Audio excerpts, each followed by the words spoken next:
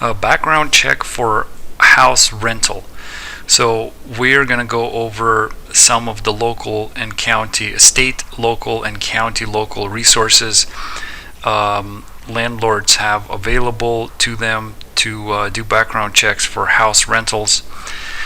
And you can get started by going to sheriffsdepartment.net. I'm going to go ahead and select the state. Most states will have very similar procedures when it comes to doing background checks. Let's just select state of Georgia. And if you come down here, you're able to see some of the more essential record types when it comes to background checks, like court records, recorder's office, which is real estate document related type of lookup system, criminal records, which is probably the most sought after record.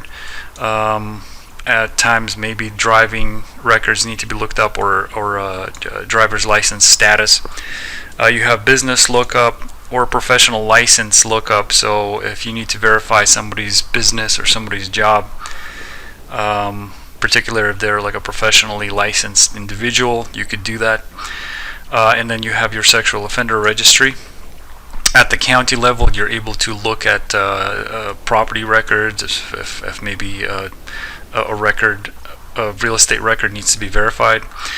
You have also arrest and mugshot records. These are kept by the local county sheriff's department or the police department. Those can also be looked at. And then of course court records can be looked at the county level also. So we'll do the most populous counties within each state. Let's take a look at some of these more crucial record types. We'll start with the criminal record, state of Georgia. This is directly from state of Georgia. This search can be done, and it's very simple here. In other states, this could be a little more complicated, might even require some paperwork. And so this is very simple: a name, date of birth, credit card, and then it's a pretty reasonable $15 to do the search here. Sometimes certain states will give you an option to do also like an FBI check, which kind of covers criminal records on like a national scale. So just depends on the state. I'm just going to quickly go over this. Another thing to look at is court records. You could look at civil and criminal records using the court system. And if the state doesn't have a like a database that has all the courts in it, like a centralized system, you'll have to do it at the county level. So just keep that in mind, because it looks like even Georgia has 175 courts, but within this peachcourt.com system, it doesn't necessarily mean they're covering all of them.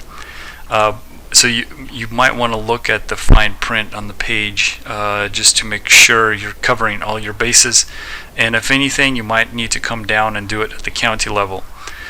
Also, they are state only records or county only records. So if the individual lived in another state ever, you might want to look at those previous addresses and verify and look up if there's any paperwork trail through the court system or the criminal system, whatever it may be. When it comes to checking for things like evictions, I'm just going to show you what the court system looks like for Georgia here. And it's it may look all kind of complicated on here, but what it is you have your lower level courts here, starting from like city courts, like municipal, which they'll do like local things, very minor things like maybe traffic tickets, maybe like a parking ticket, something like that. And then it goes all the way up to Superior Court, which will deal with like high-end crimes or more severe crimes like felonies, domestic relations, estate, things like that. And then you have some courts in between. So if you're looking for things like convictions or evictions, in this case the state court deals with that, as you can see. So they have civil, small claims, evictions, DWI, traffic. So you want to make sure you know which court is dealing with what. and then you're able to figure out which databases you need to look at. Sometimes the courts will be separate. They'll have their own databases. Sometimes it's a very centralized system, so it just depends on state to state, but make sure you're looking, you know which court is doing what, just so you're more aware of what you're looking for. I'll go ahead and drop the link in the description. You can also just type sheriffsdepartment.net into your browser and come on down and see if you can find any helpful information for doing a background check for a rental, for a house rental.